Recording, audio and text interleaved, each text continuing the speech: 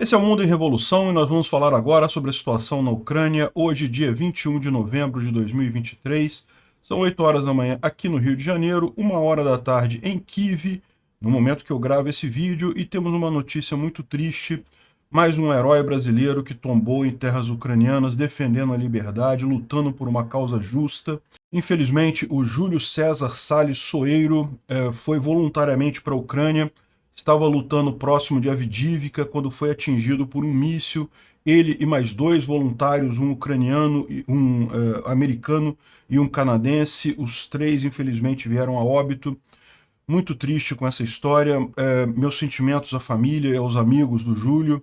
Mas saiba, ele não foi em vão, ele foi defendendo a liberdade do nosso mundo. Essa guerra da Ucrânia é muito mais importante do que todo mundo está dando conta. Na noite de ontem para hoje, os russos fizeram vários ataques aqui com drones Shahid e mísseis no território da Ucrânia, mas sem nada de muita gravidade. Os ucranianos também fizeram alguns ataques aqui em Sevastopol, duas grandes explosões em Sevastopol. Um drone ucraniano teria sido derrubado aqui em Rostov-on-Don pelas forças russas, além de outros ataques aqui em Kherson e também em Donetsk, né? Sobre a linha de frente, os ucranianos continuam avançando aqui em Krink em direção à floresta, já tomaram parte dessa floresta aqui, a luta continua sendo muito dura por aqui, mas a gente tem informação agora, segundo os russos, de que os ucranianos já teriam colocado até pontões nesses rios menores aqui, antes do rio Dnipro, né? Ou seja, o rio Dnipro eles continuam cruzando com barcos, mas nesses outros rios aqui, é o rio Krink, o rio Konka, eles estão com pontões aqui para ajudar o transporte de material. Vamos tentar entender o que é isso daí, se realmente ajuda alguma coisa os ucranianos. Eu particularmente sou cético dessa notícia, tá? São os russos que estão falando, não me parece ser verdade. De qualquer forma, continua muito ativa o avanço ucraniano aqui na margem esquerda, e a gente teve a informação de que os russos aqui em Olesk estão mandando toda a administração das forças russas para Velikokopani, que é essa outra cidade aqui mais afastada aqui da linha de frente, né? Depois das coisas de areia aqui, né?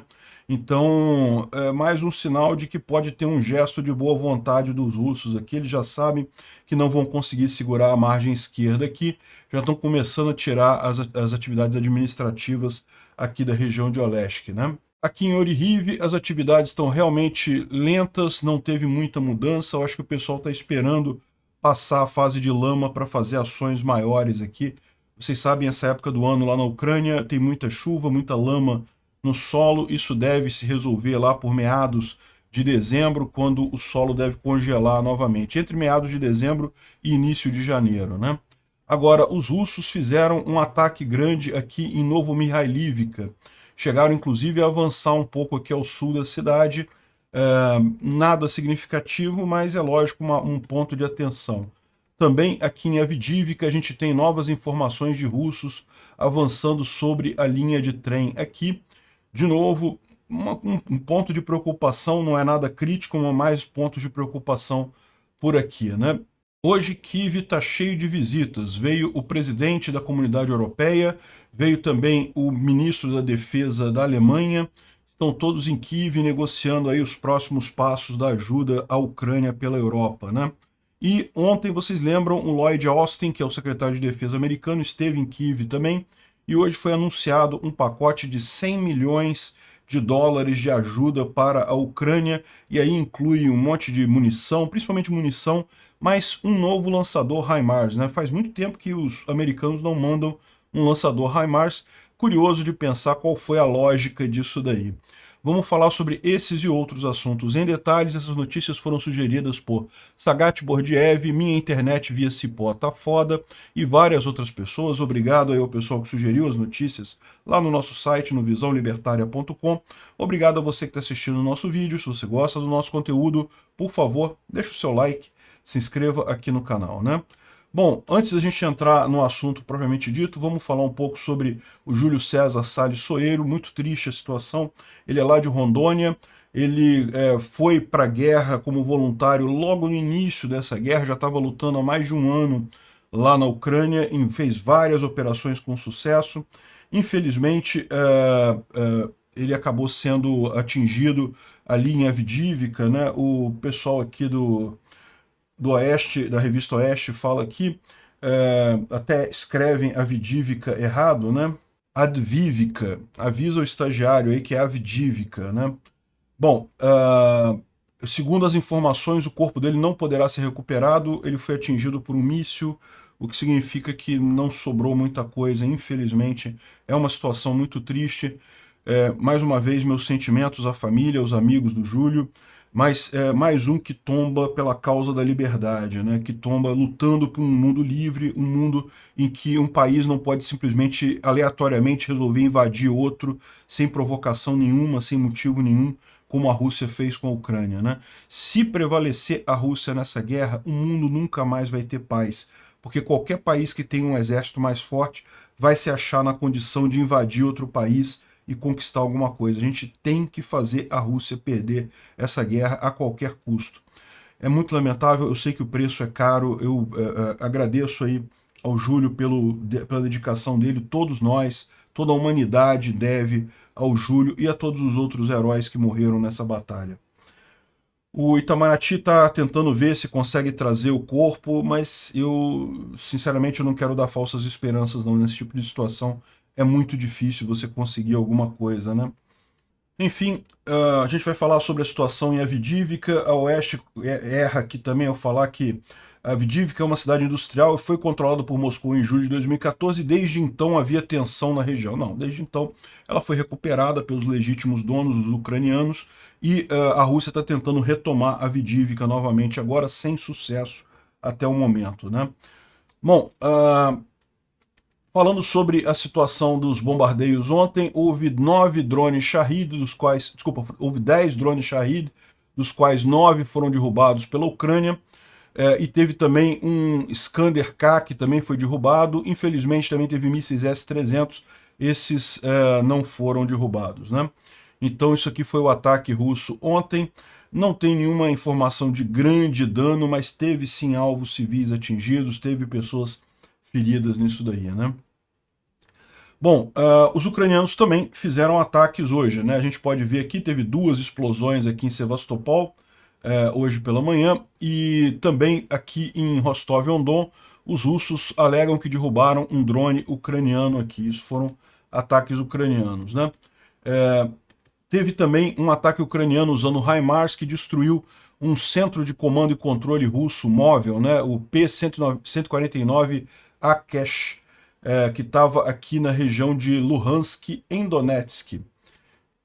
Luhansk é um estado aqui, né, mas dentro, um oblast na Ucrânia, mas dentro do oblast ou estado de Donetsk tem uma cidade chamada Luhansk também, ela fica mais ou menos aqui próximo de Orlivka, é aqui, ó, nessa região aqui, ó.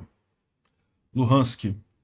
Aqui perto desse lago aqui, desse corpo de água aqui, os ucranianos atingiram esse veículo, é esse veículo aqui, ó. É um centro de comando e controle, tem coisas de rádio, coisa e tal, e tipicamente é habitado por oficiais de alta patente, né? A gente não tem informações ainda sobre quem teria sido atingido nisso daqui. Tem a imagem também da destruição desse veículo, tá o veículo aqui, e ele é destruído ali naquela região, né? Bom, também teve um ataque ucraniano na cidade de Kumashov, aqui, ó, quase na fronteira com a Rússia propriamente dita, o que significa que é uma cidade que já está há muito tempo em poder dos russos, e os ucranianos atingiram 2 alvos ali, segundo dizem aqui as forças russas, né, elas estão dizendo aqui, ó, que seriam alvos civis, que não tinha nada de errado, que as forças ucranianas lançaram um ataque com foguetes contra a infraestrutura civil na aldeia de Kumashov, distrito de não sei o que lá na Ucrânia. Um civil foi morto, segundo eles não teria sido nada militar, né? Mas aí o pessoal começa a levantar aqui um questionamento, né? Os próprios ucranianos ali naquela região perguntando aqui, por que eles estão silenciosos sobre os outros mortos? Não foi só, é porque os outros não são civis, né? Então os outros mortos, eles estão quietinhos sem falar nada. Você sabe perfeitamente quem estava ali, né? E você sabe que eles não anunciariam isso. Então na verdade não foi um alvo civil. teve gente morta importante ali e o pessoal não quer falar, né? Isso é triste. Por que não dizem a verdade? E por que eles falam apenas sobre a escola e o clube também, o centro cultural lá também, que foi também destruído, teve 2 ataques diretos e eles não falam nada, né? Pois é. Então, ou seja, os russos estão dizendo que foi um ataque civil contra coisa civil, mas não estão contando toda a história nisso daí. Parece que eles estão falando de uma mulher morta, uma civil morta. Infelizmente, danos colaterais acontecem, mas o alvo era um alvo militar, teve milico morto nessa história aqui, né? Bom, falando sobre a linha de frente aqui em Krink, a gente tem várias novidades aqui, principalmente a grande questão das pontes sobre o rio Conca ou rio Krink. É porque tem gente que chama, tá vendo esse braço aqui, ó? Esse braço de água aqui, alguns chamam de rio Krink, outros de rio Conca, mas aqui para trás ele chama Conca, a gente sabe que ele chama Conca. Mas aqui tem nomes diferentes aqui na região. E a suspeita é que os ucranianos fizeram uma travessia aqui, né? Tem uma pequena ponte aqui nessa região, mas essa ponte provavelmente foi destruída já a essa altura, e os ucranianos teriam feito um pontão temporário em outro lugar aqui. Vamos entender essa história? Começando pelo Argonzo, dando um update dele dessa manhã, do dia 21, na direção de Kherson, Crimeia, os marines ucranianos, apoiados pela artilharia, atacaram a partir de Krink, na margem esquerda do Dnipro, e entraram na floresta próximo ao vilarejo. A gente sabe que eles já estão na floresta há algum tempo, né? Mas o Argonzo, que é um blogger militar russo, só agora que ele está dizendo que os ucranianos avançaram para a floresta. Na verdade, como a gente falou, os ucranianos chegaram a tomar quase toda a floresta, estavam aqui próximos da M14 já. Os russos fizeram um contra-ataque alguns dias atrás, morreu muito russo, mas eles conseguiram tirar os ucranianos aqui da floresta. De qualquer forma, ainda tinha uma boa parte aqui que ficou com os ucranianos nessa região, né? E agora ele está reconhecendo que eles estão ali na floresta. E o objetivo é atingir a M14, todo mundo sabe isso, a M14 é essa estrada aqui, ó, tá vendo a M14, que passa aqui perto dessa floresta. E se o sucesso for atingido, as forças armadas russas teriam problemas sérios. É a história que a gente conhece aqui, por quê? Porque o abastecimento todo aqui, tanto dessa área aqui como até de Olesk, é feito pela M14, né? Os russos têm mandado suprimentos para as tropas todas deles aqui a partir de Melitopol. Ah, mas tem da Crimeia aqui também. Eles podem mandar da Crimeia também, mas mudar essa linha de suprimento quase 180 graus, né? Ao invés de mandar por Melitopol, mandar aqui pela Crimeia, dá um trabalho danado na logística russa, dá um nó danado na logística russa, né? Sem contar que aqui, ó, os ucranianos estão também em Poima e Pichanivka, ou seja, eles estão próximos da M17 aqui também, então pode ser que os russos tenham que trocar toda a logística para M17, sair da M14 para M17, e não adiante nada, os ucranianos também cortem o suprimento aqui. A gente vai ver, isso provavelmente é um dos motivos pelos quais toda a parte de administração aqui russa da região está se movendo para Velik Kopani aqui embaixo, né? Aqui a gente tem a evidência de que os ucranianos estão sim na floresta. Isso daqui é um vídeo divulgado pelos russos, mostrando os russos bombardeando a região da floresta, né? Aí o Ej Shahid fez aqui a geolocalização da coisa, identificou exatamente onde eles estavam, e é justamente no trecho de floresta.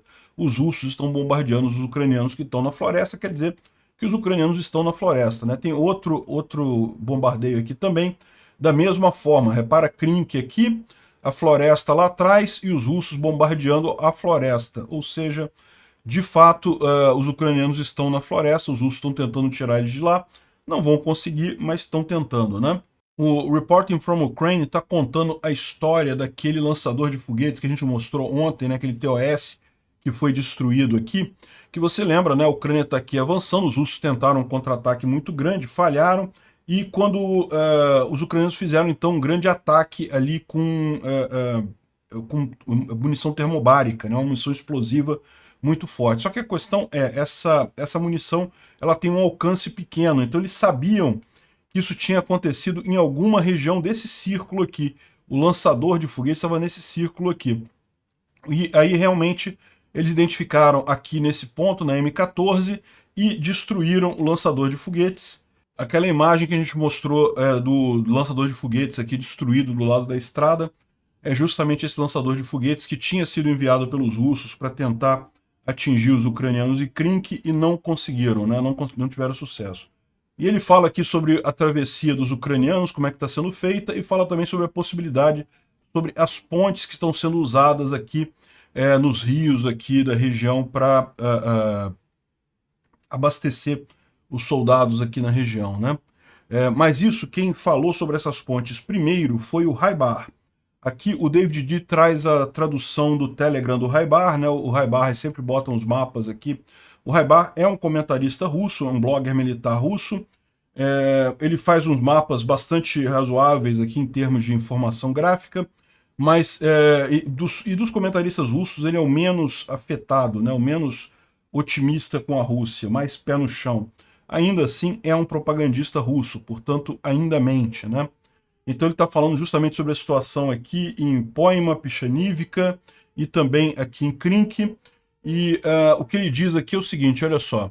Na direção de Kherson, tentativas das forças armadas ucranianas e na floresta de Krink, então justamente no dia 20 de novembro, às 1h da tarde, né? Ou seja, ontem, 1h da tarde lá na Ucrânia.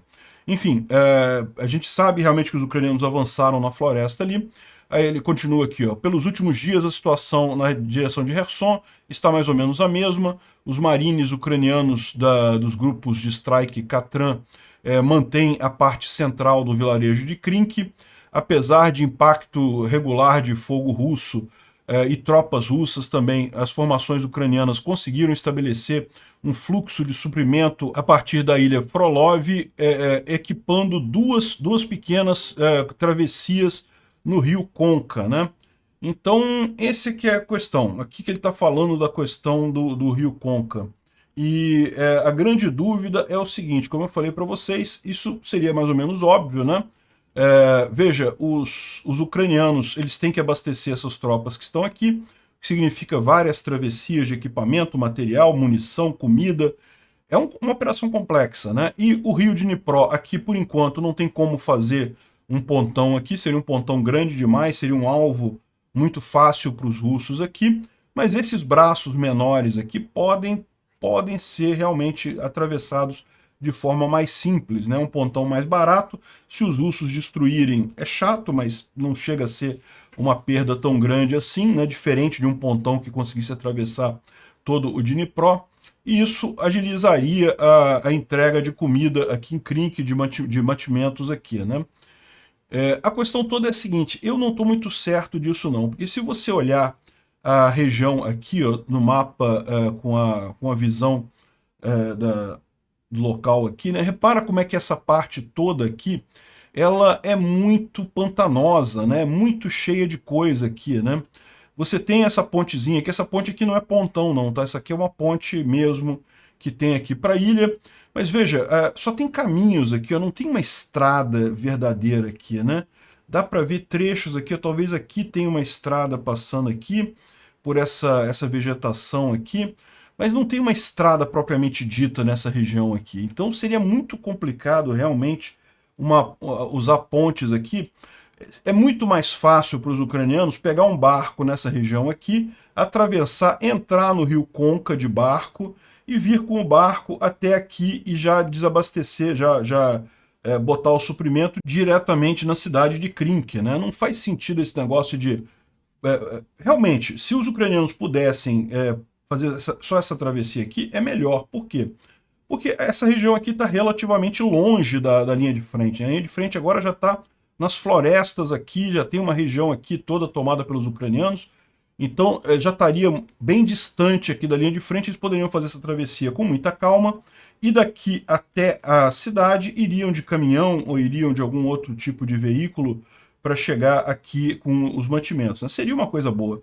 Mas a minha visão é que essa região é muito pantanosa para fazer isso, tá vendo? Não tem, você não vê casas aqui, esse aqui não tem como existe em outras ilhas do rio Dnipro, casas de veraneio e não sei o que lá, aqui você não vê isso, só vê mato e pântano e rio, né, e curso d'água aqui.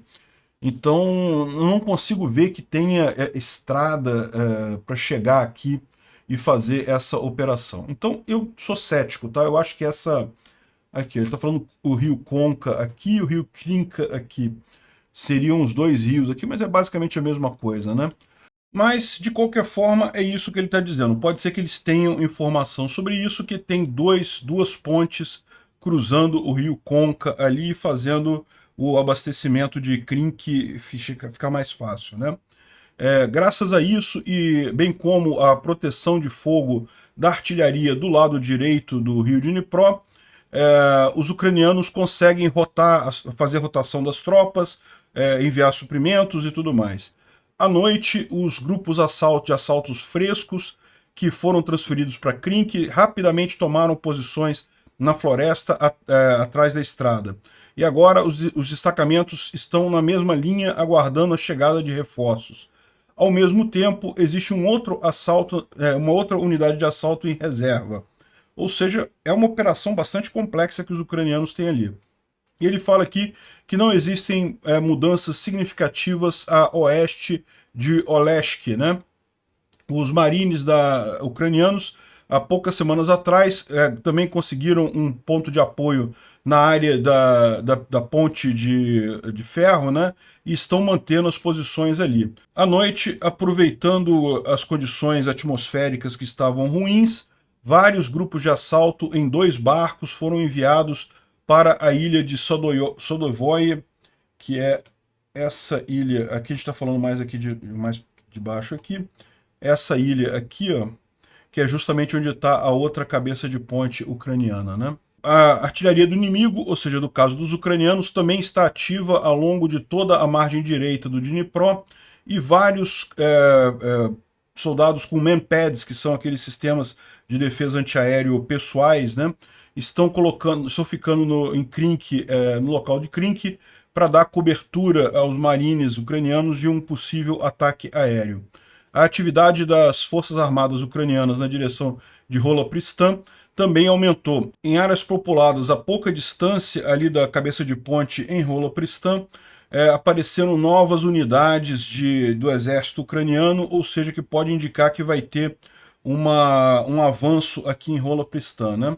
Então, a gente já explicou a estratégia geral dos ucranianos aqui.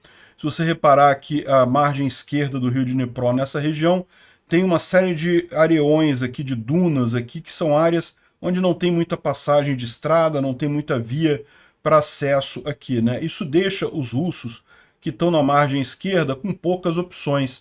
Então, muito provavelmente o que os ucranianos querem é justamente cortar essas opções, cortar a M14 aqui, cortar a M17 aqui e possivelmente cortar essa outra estrada aqui, que é a T2216, aqui em Rolopristan também, de forma que os russos não teriam nenhuma alternativa para abastecer toda essa área aqui, né? Eles não teriam não apenas a M14, que é a principal via que eles usam para abastecer toda essa região aqui, todo o sul do Oblast de Kherson, que ainda está controlado pelos russos, é abastecido pela M14 aqui.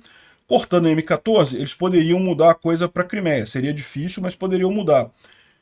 Só que aí, se cortar aqui também, dificulta novamente isso daqui. Eles ainda poderiam pegar estradas secundárias aqui embaixo para tentar abastecer essa região. Aí corta aqui em Rolopristan também. Não tem jeito, os russos estão enrascados, porque todas as estradas dessa região aqui passam perto do rio. Basta os ucranianos fazerem uma cabeça de ponte pequenininha para interromper todo o tráfego aqui nessa região, ou seja, no final das contas, os russos não vão ter como manter isso daqui, né? A grande dúvida é para onde que eles estão pensando em recuar.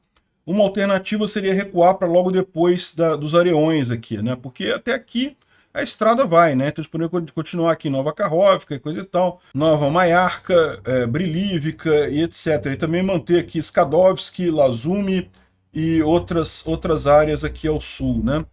Mas perderiam essa margem esquerda e os ucranianos poderiam aí com muita facilidade, a partir daqui, organizar a retomada de todo o resto aqui do sul de Kherson, né? Outra alternativa seria eles reagruparem aqui em torno do canal que abastece a Crimeia. A gente já falou sobre isso. Aqui depois do canal tem uma região mais alta, então justamente isso daqui daria vantagem estratégica para os russos em fazer o principal das linhas defensivas deles aqui nesse canal que abastece a Crimeia, né? E dá a impressão mesmo que eles estão planejando alguma coisa. Isso daqui é o comunicado feito pelos russos ali, avisando que, devido à luta na margem esquerda, né, devido a soldados ucranianos na margem esquerda, a administração ocupacional russa em Olesk decidiu mover para Velik Kopani, um pouco mais ao sul, né? Então, aqui nessa região toda aqui do sul de Kherson, a principal administração russa dessa região fica em Olesk, porque é a maior cidade mesmo, né? Depois de Nova Kakhovka, Olesk é a maior cidade. Era basicamente um subúrbio de Kherson, mas ainda assim é grande o suficiente para abrigar os russos aqui, e era onde os russos estavam mantendo o grosso da administração da região. Então não é que os militares vão sair daqui, mas a parte de administração vai migrar para essa outra cidade aqui, Velik Kopani, mais atrás, tá vendo? Por quê? Exatamente para evitar os ucranianos cortando aqui a M14 e a M17. Aqui em Velik Kopani, pelo menos a M17 ainda está operacional e eles conseguem abastecer essas pessoas aqui, né? O Ozint e Uri diz que não é apenas em Olesk, também na área de Krink, as forças russas locais, autoridades administrativas locais, estão reagrupando-se em uma luta para posições mais favoráveis, né? Aqui em Krink eu não sei para onde seria isso. Se tinha alguma coisa russa aqui, já saiu daqui, né? Não tenha dúvida. Então acho que a questão mesmo é Velik Kopani, né?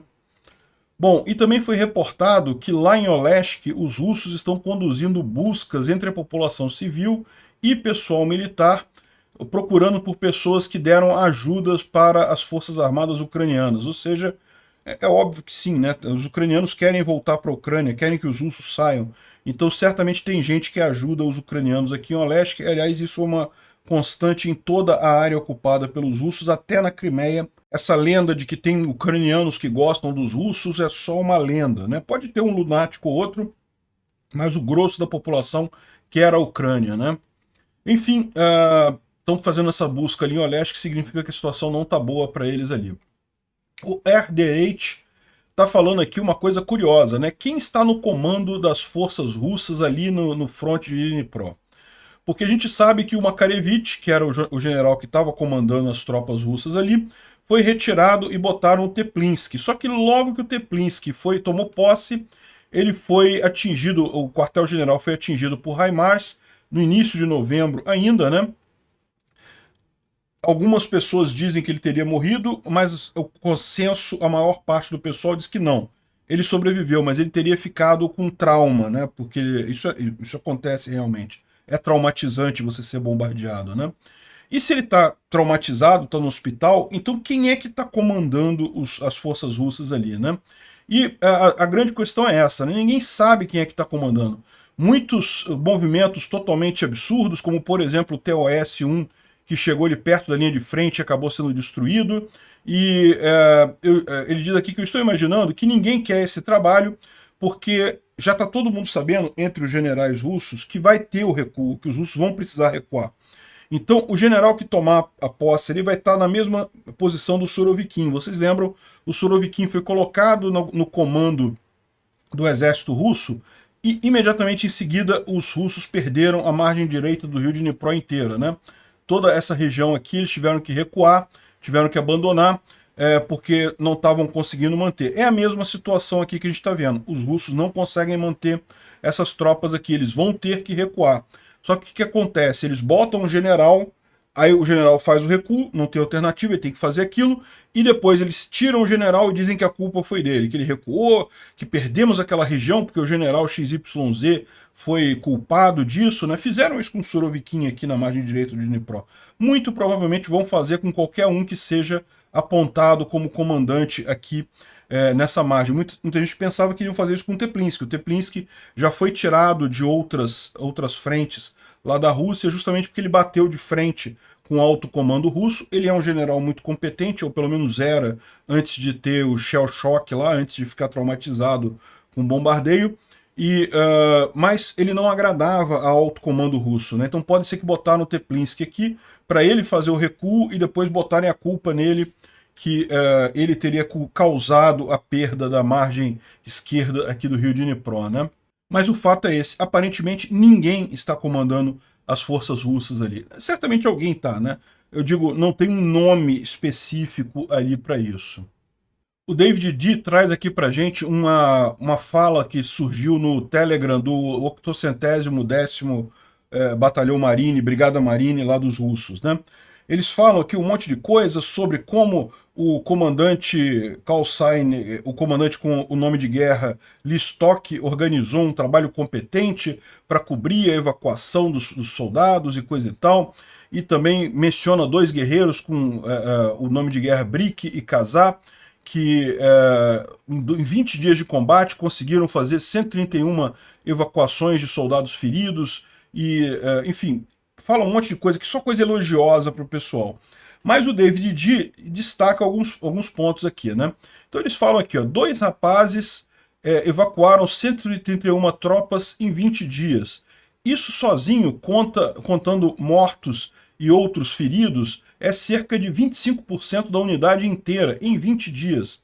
Ou seja, o que ele está apontando aqui é que os caras estão entregando que morreu gente pra caramba lá na região de Krink, né? Eles dizem, eles próprios, que as unidades estão saindo de posições sem levar as armas, ou seja, estão saindo no desespero, evacuação forçada rápida, sinal de que eles não estão organizados nisso daí, né? E parece que eles estão tendo problemas com a liderança. O Conan, que é um comandante de grupo, que era responsável pelo trabalho de combate na linha de frente, fez as tarefas de um comandante de companhia, né? Ou seja, o que eles estão mostrando com essa história aqui é que a situação está crítica para os russos ali, embora seja um texto todo elogioso, dizendo que está tudo bem, que conseguimos fazer tudo que era bacana, coisa e tal, mas deixa entender a situação precária do pessoal lá, né? Até onde vai esses problemas de comando aqui. Bom, então, falando sobre a linha de frente mais aqui na região de Oryhiv, aqui no fronte principal da contraofensiva ucraniana, a informação que a gente tem aqui pela Astraeas Intel é que justamente houve uma redução significativa na intensidade das hostilidades. Nenhum lado está atualmente tentando obter uma quebra. Aqui, olha, houve uma redução significativa das hostilidades, operações de pequenos grupos de unidades continuam acontecendo, ainda tem duelos de artilharia, mas existe uso limitado de veículos blindados de ambos os lados, devido à diminuição do uso de drones de reconhecimento, de unidades de logística, a rotação se tornou mais fácil. A condição atmosférica, né, o tempo em termos de condição climática, é o momento da lama lá na Ucrânia, não tem como fazer nada direto. A fadiga e a intensidade das ações durante o período de outono e verão tem impacto em tanto o pessoal quanto o equipamento. Atualmente, os orcs, né, os russos, cavaram o chão e não vai ser possível eliminar eles nessa direção sem reservas adicionais. Eles conseguiram manter posições de altura importantes, né, estratégicas, mas deixaram uma pequena área próximo de Verbovê, há poucos dias atrás, que operacionalmente não resolve nada, nem para a gente, nem para os ocupantes, nem para os russos. Então, informação interessante aqui dos ucranianos sobre a situação ali em Oryhiv. A gente já percebeu isso, está meio parado as coisas ali, né?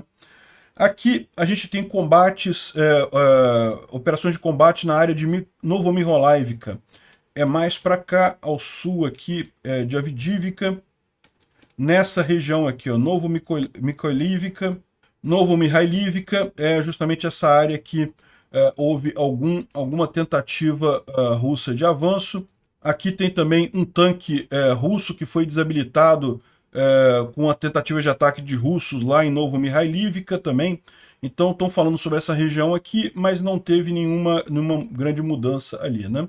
Agora teve aqui em Avdiivka, mais ao norte um pouquinho. Avdiivka é essa cidade aqui. Como a gente falou, é uma cidade que os russos chegaram a dominar em 2014, os ucranianos retomaram, estavam avançando, iriam retomar Donetsk, mas aí assinaram o acordo de paz, né, lá de 2015, o acordo de Minsk, e congelou o conflito nessa linha vermelha grande que vocês estão vendo aqui. Avdiivka é uma posição privilegiada para os ucranianos, porque ela é uma cidade mais alta, então eles conseguem atingir Donetsk com muita facilidade. Os russos estão tentando fazer um cerco aqui, mas não estão conseguindo muita coisa, né? Mas de qualquer forma tem muita disputa aqui. E houve um pequeno avanço aqui entre Stepov e a área industrial. Aqui os russos conseguiram ultrapassar a linha de trem. Esperamos que não seja nada muito significativo, né? Isso daqui é uma outra visão também de um russo mostrando que eles estão na chamada área industrial de Avdiivka. Essa área industrial não se deve confundir com a planta de coque. Essa planta de coque aqui não deixa de ser uma área industrial também, mas não é isso que eles estão se referindo. Eles estão se referindo a essa parte aqui no sul de Avdiivka. Essa região aqui, ó, é uma área industrial também de outras indústrias e de fato os russos avançaram um pouquinho aqui. Até alguns dias atrás a fronteira aqui era na linha de 2015 ainda, agora os russos avançaram um pouquinho. Está aqui a comprovação disso, né? O pessoal mostra ali a geolocalização um pouquinho mais para cá, nessa região aqui. Lembra que avanços por aqui são muito difíceis para os russos, tá? Por quê? A Avdiivka fica no alto e tem prédios altos, então os ucranianos veem com muita rapidez esses avanços e destroem os russos aqui com muita facilidade, né? É desespero deles mesmo que está fazendo eles tentarem avançar por aqui, porque por aqui eles não estão conseguindo avançar de forma nenhuma, né? Bom, aqui mostra, por exemplo, um ataque de munição fragmentante contra tropas russas, justamente ali no fronte de Avdiivka, também mostrando aí a superioridade dos ucranianos aí contra os russos nessa região. O que acaba acontecendo é isso, os russos têm algum avanço, tá? Pequeno, mas tem. Agora estão perdendo muitas tropas nisso daí, né? Vamos falar aqui sobre os avanços que teve de ontem para hoje. E teve mais avanço ali na região de Toretsk, né? Aqui próximo de New York, né? Então lembra que os ucranianos tomaram essa área, estavam controlando essa área ontem, e agora já tem área contestada mais para frente. Eles já jogaram a área contestada mais para frente, ou seja, eles estão avançando aqui, né? Nessa região. É interessante esse movimento, né? Um movimento meio pouco esperado, a gente não imaginava que teria esse movimento aqui nessa região. A gente está falando aqui do norte, aqui a cidade de New York, aqui Pivdini, Toretsk fica aqui.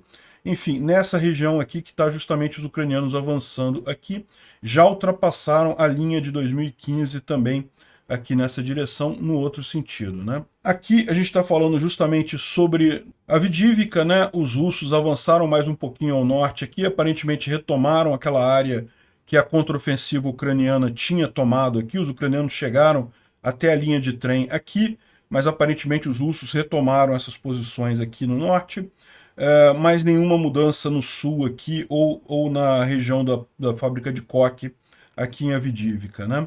E aqui aquele movimento que a gente falou em Novomikhailivka, os russos aumentaram a zona cinza. Não é que eles conquistaram posição, eles não conseguiram avançar, mas aumentaram a zona cinza aqui. Preocupante, não é nada significativo por hora, mas é lógico, é algo que tem que se prestar atenção, né? Os ucranianos estão prometendo aqui uma vingança pelo 128º Batalhão Ucraniano. Vocês lembram, a gente reportou isso algumas semanas atrás, eles estavam fazendo uma cerimônia de entrega de medalhas e os russos bombardearam ali e acabaram matando uma quantidade considerável de ucranianos. E eles estão dizendo aqui que vão fazer uma revanche contra os russos, né? Vamos ver o que acontece aqui com esse negócio aqui, com essa ação dos ucranianos. O Instituto para o Estudo da Guerra fala sobre a guerra híbrida russa, criando uma crise de migrantes na fronteira finlandesa. Então, a gente está sabendo que os russos estão empurrando esses migrantes ali pela fronteira, e já falei sobre isso ontem. A grande questão que fica é há quanto tempo que eles vêm fazendo isso?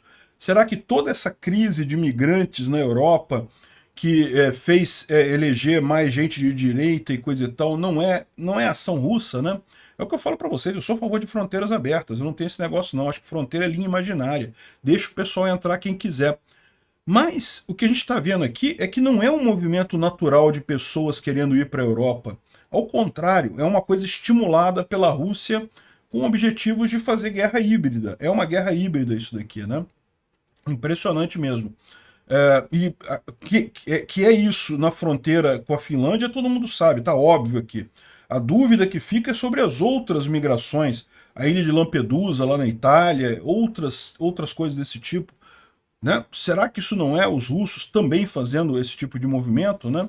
O Anton Gerashenko está dizendo aqui que a Rússia está experimentando um problema com o suprimento de material para reparos em refinarias, né? Os ucranianos têm atingido seguidamente as refinarias lá na Rússia. A última foi lá em Krasnodar, na região de Krasnodar, e isso causa prejuízos para os russos, mas é lógico, eles podem reparar, podem consertar a refinaria. Só que, devido às sanções, o suprimento de componentes estrangeiros foi cortado. Isso está dificultando que eles façam as correções lá nas refinarias russas. Existe uma série de equipamentos ali, de medidores de temperatura, de pressão, válvulas, equipamentos especializados que a Rússia agora não consegue comprar mais.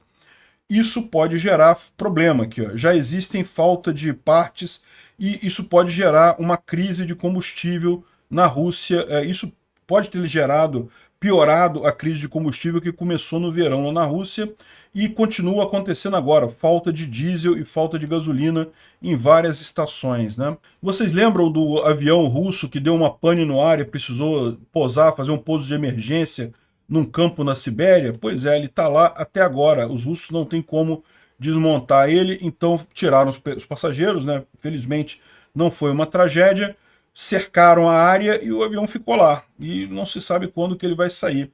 Isso aqui foi no momento que aconteceu a coisa, né? Ainda era no verão. Tá o avião aqui com as saídas de emergência, né? Para o pessoal descer aqui, as escadas de emergência. Bom, isso aqui é só para avisar vocês que isso aqui é propaganda russa, tá? Aqui, esse vídeo supostamente diz um soldado ucraniano de 19 anos, dizendo que ele está cercado e que ele não vai sair dali vivo, e ele estava certo. Bom, o Visegrad aqui é uma conta que é legítima, é uma conta que dá informações boas, mas acabou furando nisso daqui porque queria criticar o Ocidente, que não está mandando equipamentos para a Ucrânia. É uma crítica válida, mas esse caso aqui é mentira, tá? Isso daqui, o pessoal levanta aqui, ó. Ah, o soldado que na linha de frente, com todo barba feita, limpinho, todo limpo. Não esquece, não é assim que funciona na linha de frente, né? Ainda mais agora, na época que a gente está agora, que é a época da lama, na linha de frente está todo mundo sujo de lama ali, né? Bom, o presidente do Conselho Europeu, o Charles Michel, ele chegou a Kiev para uma visita hoje, e também o ministro da Defesa da Alemanha, o Boris Pistorius, também chegaram em Kiev hoje. Reuniões para ajudas militares, excelente notícia. E aqui o Departamento de Defesa americano, né, liberou um pacote significativo ontem de ajuda para a Ucrânia, 100 milhões de dólares, a maior parte é munição, o que é uma coisa muito importante, mas tem também mais um HIMARS, mais um lançador de foguetes. Excelente notícia isso daqui, né?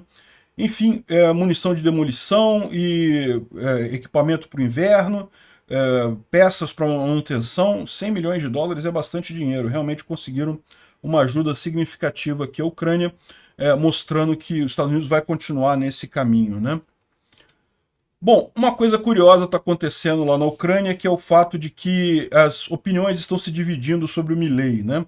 Vocês sabem, o apoio à Ucrânia é mais ou menos unânime nos Estados Unidos e na Europa, entre direita e esquerda, não tem muita diferença, todo mundo apoia a Ucrânia, mas existem alguns grupos que apoiam a Ucrânia que são de esquerda, e aí está acontecendo um fenômeno curioso, porque esse pessoal de esquerda não se conforma com o fato de que o Milei é de direita e apoia a Ucrânia, né? Eles já reclamavam da Giorgia Meloni, né? E agora estão chorando por conta do Milei de ser de direita e apoiar a Ucrânia, né? E daí aí fica o pessoal aqui, não, porque o Zelensky ele não nega o aquecimento global e coisa e tal. E aí a Ana de Odessa fala que, olha só, a gente está no meio de uma guerra nesse momento, né? A África está passando fome, a Europa está congelando, genocídio aqui na Ucrânia. No final das contas, eu não me importo se o cara acha que a Terra é plana. Ele está no lado correto, está apoiando a Ucrânia nisso daqui, é o que importa, né? E no final das contas, eu concordo com ela, é isso daí, né? E digo mais, é o que eu sempre falo, eu não entendo, é o pessoal de direita que apoia a Rússia, isso que não dá para entender. O pessoal de esquerda é tudo meio maluco mesmo. Mas vocês sabem que existe o NAFO, né? Que é uma organização que foi feita aqui no Twitter, justamente para bloquear contas de russetes e coisa e tal. E é o pessoal mais à esquerda, e está tendo uma grande briga, porque parece que como esse pessoal é bem de esquerda, eles não gostam do pessoal que está apoiando o Milei. E eles descobriram agora que a maior parte do pessoal na Ucrânia é de direita, porque é lógico que é de direita, né? A Ucrânia é um país que passou pelos horrores soviéticos, tal como a Polônia, tal como vários outros países ali na Europa Oriental, né? Então, assim, no leste da Europa. Ali ninguém gosta de ideologia da esquerda, né? E aí o pessoal descobriu e estão atacando até alguns ucranianos com essa história deles, né, de bloquear, fazer controle social e coisa e tal, fazer denúncia em massa no Twitter. Enfim, é uma situação complicada, né? Eu, sinceramente, acho que estão pisando na bola nisso daí. O foco devia ser o apoio à Ucrânia. Deixa essa questão de política, de ser de direita, ser de esquerda, deixa isso para lá, pelo menos nessa questão, né? Mas parece que o pessoal da esquerda não está conseguindo separar essas coisas não, né? Enfim, eu espero que eles melhorem disso. Obrigado por assistir o vídeo até o final. Se gostou do conteúdo, não esqueça de deixar o seu like, isso ajuda o canal a crescer e a chegar para mais gente. Se não gostou, deixe o dislike e explique nos comentários como podemos melhorar. Comente também sugestões de temas que podemos trazer por aqui. Comentários insultuosos ou defendendo ditaduras e criminosos de guerra serão sumariamente bloqueados. Agradeço a compreensão. Se ainda não é inscrito no canal, considere se inscrever clicando no botão inscrever-se abaixo e marcando a campainha para todos os avisos. Se quiser ajudar o canal, veja no nosso site como você pode fazer isso.